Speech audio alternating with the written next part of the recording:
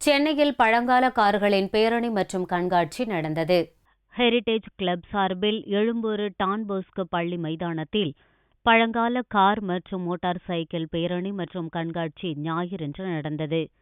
இதில் 1920ஆம் ஆண்டிலிருந்து 1970ஆம் ஆண்டு வரை தயாரிக்கப்பட்ட ஜாகுவார், செவர்லே, ஆஸ்டின், மெர்சிடஸ், பிளேமூத் உள்ளிட்ட 100க்கும் மேற்பட்ட பழங்கால கார்களும் பிஎஸ்ஏ ட்ரைம் போன்ற பழங்கால மோட்டார் சைக்கிள்களும் கண்காட்சியில் இடம்பெற்றன.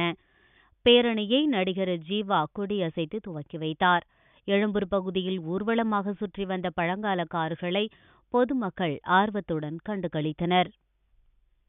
மெய்யப்ப செட்டியார் யூஸ் பண்ண காரு, அன்பேவாலில் வந்த கார், எம்ஜிஆர் யூஸ் பண்ண கார் இருக்குது. ஜெமினி அந்த படத்தில் வந்த பாட்டில் வந்த காரும் இருக்குது. MDC 4646. அதே மாதிரி சிவாஜி படத்தில் வந்த ரஜினிகாந்த் யூஸ் பண்ண காரும் இருக்குது. ஸோ எல்லாத்தையும் நீங்கள் பார்க்கலாம்.